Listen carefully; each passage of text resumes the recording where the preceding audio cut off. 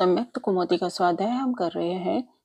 मंगलम भगवान वीरो मंगलम गौतमो गणी मंगलम कुंकुंधार्यो जैन धर्मोस्तु मंगलम सर्वे मंगल मंगल्यम सर्वे कल्याणिकारिकम प्रधानम सर्वधर्माणम जैनम जयतु शासनम जैनम जयतु शासनम जैनम जयतु शासनम। यह वचन सुन मंत्री मन में विचार करता है कि कोई अनजन सिद्ध मनुष्य राजा के साथ भोजन करता है, इस कारण राजा दुर्बल हो गया है। ऐसा जानकर मंत्री ने उपाय किया। उसके निमित्त मंत्री ने प्रथम दिन भोजन के समय रश्वती के समीप सब और आग के सूखे फूल लाकर डाल दिए और स्वयं छिपकर खड़ा हो गया। चारों कोनों में भयंकर धूप के धूम्रपान से परिपूर्ण घट मुख बांधकर रख दिए। एक और मंत्रवादियों को बैठाकर चारों दिशाओं में हथियार बंद सैनिक बैठा दिए और स्थान पर छिपाकर पहलवान पुरुष बैठा दिए। इसी अवसर पर वह चोर पहले की तरह छिपे रूप से आया। आग के सूखे फूलों पर पैर पड़ने से वे चूर चूर हो गया। उसने देख मंत्री महोदय ने विचार किया, अहो, यह तो कोई अनजन सिद्ध मनुष्य है, ना कि देव या विद्याधर। आज रहने दिया जाए, प्रातःकाल बुद्धि बल से इसका प्रतिकार करूंगा। ऐसा निश्चय कर दूसरे दिन भी पहले के समान आग के सूखे फूल बिखेर दिए। ऐसा कर चूकने के बाद ज्यों ही वह चोर आकर भोजन गृह में प्रविष्ट हुआ, त्यों ही आग के फूलों के ऊपर पैर पड़ने से उसके चूर चूर होने का शब्द हुआ। उस शब्द से जान लिया गया कि चोर आ चुका है। तदनंतर द्वार पर अत्यंत दृढ़ आगल देकर अत्यधिक धूम से परिपूर्ण घड़ों के मुख पर बंधे हुए वस्त्र निकाल दिए। तदनंतर धूम से व्याकुल नेत्रों से अश्रुपात हुआ और उसके कारण चोर के नेत्रों में लगा हुआ अंजन निकल गया। अंजन के निकलते ही सैनिक ने उसे प्रत्यक्ष देख लिया और बांधकर राजा के आगे उपस्थित कर दिया। इस अवसर पर चोर ने मन में कहा, अहो, भाग्य के वश से भोजन और घर दोनों ही गए। शांति के बिना नीति नहीं होती, विनय के बिना विद्या नहीं होती, शौच निर्लोभ दशा के बिना कीर्ति नहीं होती, तप के बिना पूजा नहीं होती और मनुष्य पर्याय के बिना कभी धर्म की सिद्धि नहीं होती। यह मनुष्य का मार्ग है। यह कर्म का उदय बीच में आ गया, इसलिए मेरा भोजन और घर दोनों गए। जैसा कि कहा है, ग्रीष्म ऋतु में गर्मी से पीड़ित और बहुत भारी तृषा से चंचल गजराज जल से भरे हुए सरोवर को देखकर शीघ्रता से समीप आया, परंतु तट के निकटवर्ती कीचड़ से उस प्रकार फंस गया कि ना तो पानी ही पी सका और ना ही तट ही भाग्यवश नहीं, ना तो पानी ही पा सका और ना तट, भाग्यवश दोनों ही नष्ट हो गए। फिर भी चोर ने मन में कहा, मैंने विचार कुछ अन्य किया था, परंतु भाग्य ने उसे अन्यथा कर दिया। जैसा कि कहा है, अन्य प्रकार से विचारा हुआ कार्य भाग्य के द्वारा अन्यथा कर दिया गया। जैसे राजकन्या के प्रसाद से भिक्षुक व्याघ्र के द्वारा खा लिया गया। यह देव अघटित कार्यों को घटित सिद्ध कर देता है और सुघटित सिद्धि कार्यों को जर्जर कर देता है, विघटित कर देता है। यह देव उन कार्यों को भी घटित कर देता है जिसका मनुष्य विचार भी नहीं करता है। और कहा है, अन्य प्रकार से चिंतित कार्य भाग्यवश अन्य प्रकार का हो जाता है। जैसे कमल के भीतर स्थित भोरा हाथी के द्वारा मारा गया। रात बीतेगी, प्रभात होगी, सूर्य उगेगा और कमल की शोभा विकसित होगी। ऐसा कमल के भीतर बंद भौरा विचार करता रहा, परंतु अत्यंत खेद है कि हाथी ने कमलिनी को उखाड़ कर चबा लिया। अथवा कातरता भय क्यों स्वीकृत किया जाए, क्योंकि जो उपार्जन किया है वह अवश्य होगा। जैसा कि कहा है, यदि सूर्य पश्चिम दिशा में उदित हो जाए, यदि कमल पर्वत के अग्रभाग संबंधी शिला पर विकसित हो जाए, यदि मेरु पर्वत चंचल हो उठे और अग्नि शांतता शीतलता को प्राप्त हो जाए तो हो जाए, परंतु होनहार कर्म रेखा टलती नहीं। जिस प्रकार नारियल के भीतर पानी होकर रहता है, उसी प्रकार होनहार होकर रहती है। और जिस प्रकार गज के द्वारा खेत का सार निकल जाता है, उसी प्रकार जाने वाली वस्तु निकल जाती है। राजा ने कहा, अहो, हे सुबटो, इस चोर को सूली पर चढ़ा दे। तदनंतर राजा की आज्ञा पाकर वे सुबट उस चोर को लाठी और मुक्की आदि से पीटकर तथा गधे पर चढ़ाकर सूली की ओर ले चले। मार्ग में राजा के किंकरों के द्वारा अनेक प्रकार से विडंबना को प्राप्त हुए उस चोर को देखकर लोग परस्पर में कह रहे थे, इंद्रियों के विषय में आसक्त हुआ कौन मनुष्य नष्ट नहीं होता। जैसा कि कहा है, हरिणी, हाथी, सलभ, भ्रमर और मछली, ये पांच स्पर्शन आदि पांच इंद्रियों में से एक ही इंद्रियों के द्वारा प्रमादी होकर नष्ट हुए हैं। फिर जो पांचों इंद्रियों के द्वारा पांचों विषयों का सेवन करता है, वह क्यों ना नष्ट हो, अवश्य ही नष्ट होगा। और भी कहा है, जो एक स्वर्ण, एक ग्राम अथवा पृथ्वी के एक अंगुल भी बिना दिए हरण करता है, वह जब तक पृथ्वी का नाश नहीं होता, प्रलय नहीं पड़ता, तब तक नरक को प्राप्त नहीं होता। नहीं, तब तक नरक को प्राप्त होता है, सॉरी। इसी अवसर पर किन्हीं लोगों ने परस्पर कहा है, जब एक व्यसन से दबा हुआ मनुष्य नियम से मृत्यु को प्राप्त होता है, तब जो सातों व्यसनों से दबा हुआ है, उसका क्या कहना। जैसा कि कहा है, जुआ में युधिष्ठिर, मांस सेवन से बकराज, मदिरा से यदुपुत्र, वैश्य सेवन से चारुदत्त, शिकार से ब्रह्मदत्त राजा, चोरी से शिवभूति पुरोहित और परस्त्री के दोष से रावण। इस प्रकार हठ पूर्वक एक एक व्यसन का सेवन करने वाले लोग नष्ट हुए हैं। फिर भी जो सभी विषयों से नष्ट हो रहा है, वह क्या नष्ट नहीं होगा, अवश्य ही होगा। तदनंतर वह चोर नगर के बीच घुमाकर राजा की आज्ञा से सूली पर चढ़ा दिया गया। राजा ने चारों दिशाओं में प्रत्यक्ष रूप से अपने किंकर रख छोड़े थे। वे किंकर राजा की आज्ञा से गुप्त रूप से यह देखते थे कि कौन पुरुष इस चोर के साथ बात करता है। जो पुरुष इससे बात करेगा, वह राजद्रोही तथा दंड के योग्य होगा। उसके पास चोरी के द्रव्य की तलाशी ली जाएगी, ऐसा लोग कह रहे थे। इसी अवसर पर जिनदास सेठ मुझ अरहदास को साथ लेकर वन में स्थित प्रतिमाओं पर तथा साधुओं की वंदना कर उसी मार्ग से निकले जिस मार्ग से चोर शूली पर चढ़ाया गया था। अरहदास ने पिता से कहा, हे तात, यह क्या है। पिता ने कहा, यह चोर है। पुत्र ने कहा, इसने यह अवस्था क्यों प्राप्त की। पिता ने कहा, हे पुत्र, पहले जो उपार्जित किया है, वह उदय में आए बिना कैसे जा सकता है, अथवा पुत्र पौत्र आदि के रहते हुए भी पूर्वकृत शुभ अशुभ कर्म उस कर्म के करने वाले के पास ही पहुंचते हैं। जैसा कि कहा है, जिस प्रकार हजारों गायों में बछड़े अपनी माँ के पास पहुंच जाते हैं, उसी प्रकार पूर्वकृत कर्म अपने कर्ता करने वाले के पास पहुंच जाते हैं। और भी कहा है, चाहे पाताल में प्रवेश कर आओ, चाहे स्वर्ग चले जाओ, चाहे गिरिराज सुमेरु पर्वत पर चढ़ जाओ, चाहे मंत्र, औषधि और शस्त्रों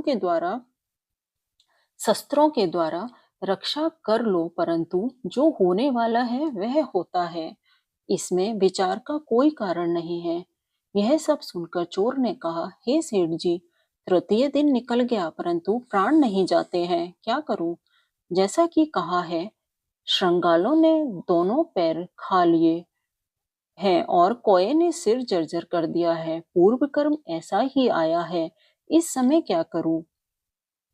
हे सेठ जी, तुम दया के सागर, परम धार्मिक और महावृक्ष के समान जगत के उपकारी हो।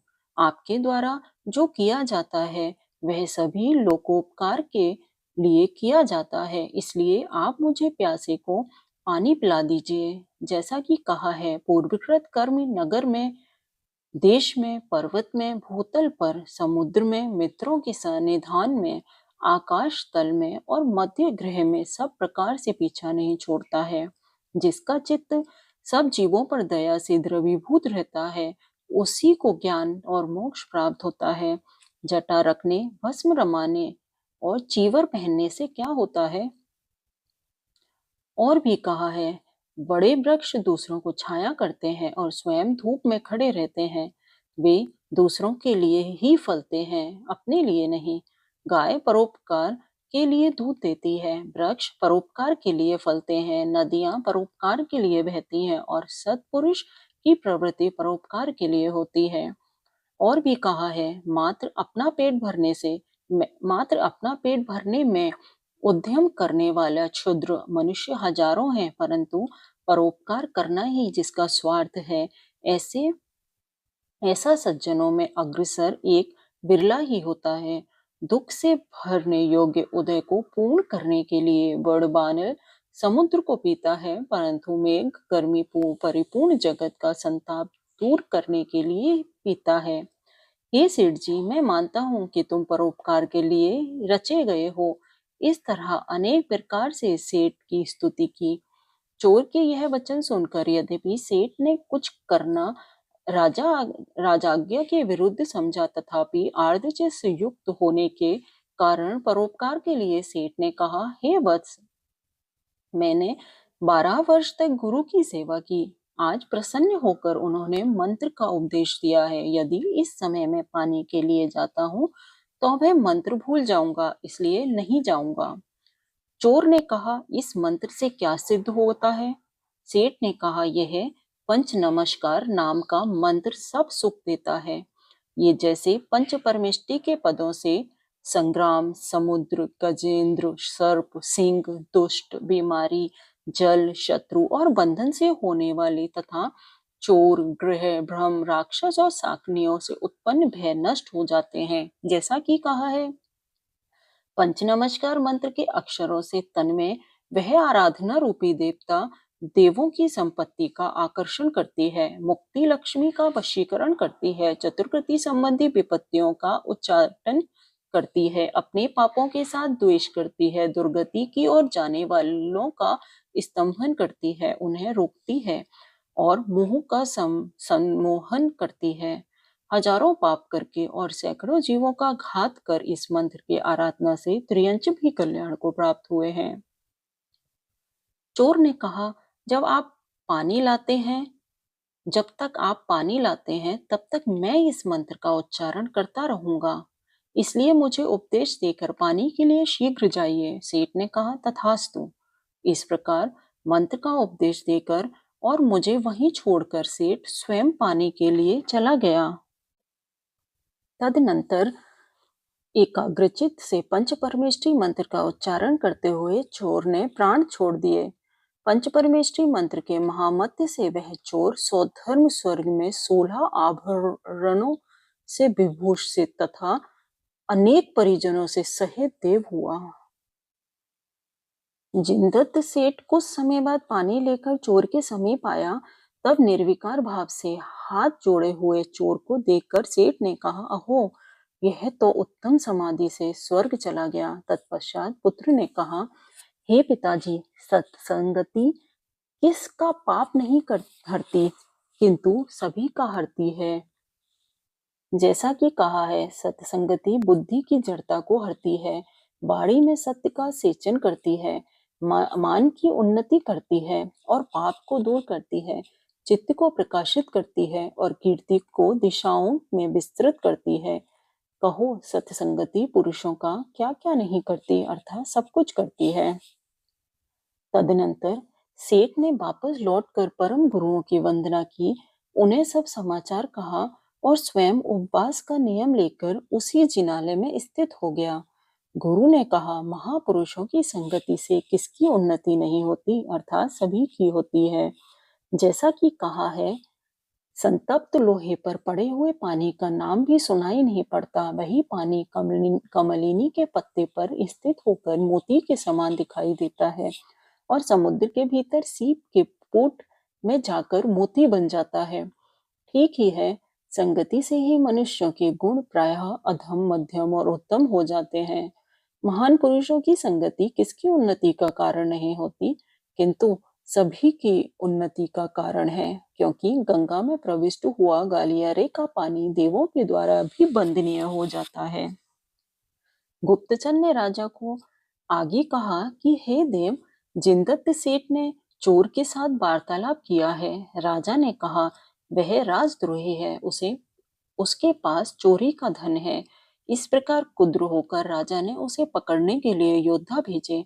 जब तक यहाँ ऐसा होता है तब तक सौधर्म स्वर्ग में उत्पन्न हुए। चोर ने कहा, पुण्य के बिना यह सामग्री प्राप्त नहीं हो सकती। जैसा कि कहा है, मिष्ट, अन्नपान, शयन, आसन, गंध, माला, वस्त्र, स्त्री आभूषण, वाहन, यान और महल आदि सभी वस्तु हैं पूर्वकृत पुण्य के उदय काल में प्रयत्न के बिना ही पुरुष के पास पहुंच जाते हैं।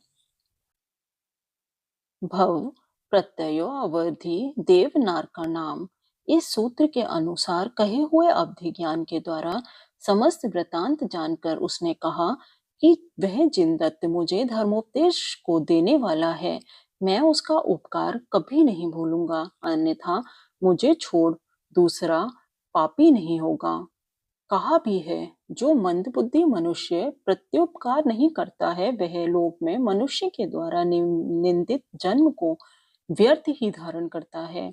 जो एक ही अक्षर के उपदेशक अथवा एक ही पदार्थ के दाता को भूल जाता है, वह पापी है। फिर धर्मोपदेशक को भूलने वाले की क्या बात। इस प्रकार सब कुछ विचार कर वह देव अपने गुरु का उपसर्ग निवारण करने के लिए दंडधारी होकर सृष्टि के गृह द्वार पर बैठ गया और आए हुए राजसेवकों से उसने कहा, अरे क्षुद्र पुरुषों, किस लिए आए हो? उन्होंने कहा, रे रंक, हमारे हाथ से क्या मरना चाहता है? उसने कहा, अरे तुम लोग अनेक तथा स्थूल को सही, पर उससे क्या प्रयोजन? जिसका तेज सुशोभित होता है वही बलवान होता है।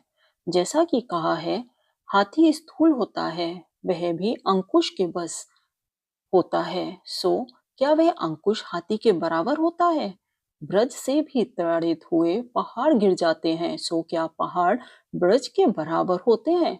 और दीपक के प्रज्वलित होने पर अंधकार नष्ट हो जाता है, सो क्या अंधकार दीपक के बराबर होता है? अर्थात नहीं होता। परमार्थ यह है कि जिसके तेज होता है वही बलवान होता है। स्थूल लोगों में क्या विश्वास किया जाए। और भी कहा है, सिंह दुबला होकर भी गजराजों के समान नहीं होता। बल प्रधान है, मांस की राशि नहीं। वन में सिंह की गर्जना से हाथियों के अनेक झुंड मद छोड़ने लगते हैं। तदनंतर उसने कितने ही राजकिंकरों को दंड से पृथ्वी पर गिरा दिया, कितनों को मार डाला और प्रचंड दंड को धारण करने वाले कितने ही लोगों को मोह में डाल दिया, मूर्छित कर दिया। यह सब समाचार किसी ने राजा के आगे कह दिया, जिससे राजा ने उसे मारने के लिए और भी सेवक भेजे, परंतु वे भी उसी तरह मारे गए। तब राजा कुपित होकर चतुरंग सेना के साथ स्वयं आया।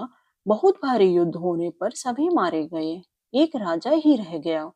देव ने महाभयंकर राक्षस का रूप लिया और आए हुए सब लोगों तथा राजा को भय से भ्रांचित कर दिया। राजा भयभीत हो गया, भय से युक्त हो उसने भागना शुरू किया, परंतु वह देव पीछे लग गया। उसने कहा, अरे पापी, इस समय तू जहां जाएगा वहीं मारूंगा। यदि गांव के बाहर स्थित सहस्त्रकूट जिनालय में निवास करने वाले जिनदत्त शेठ की शरण में जाओगे तो बचाऊंगा, अन्यथा नहीं। यह वचन सुन राजा सेठ की शरण में प्रविष्ट हुआ। आगे का स्वाध्याय कल करेंगे। जा वाणी के ज्ञान से सुझलो का लोग, जो वाणी मस्तक धरो सदा देते हो ढोग। जिन वाणी भारती तो ही जपू दिन रे, जो तेरी शरणा गए सो पावे।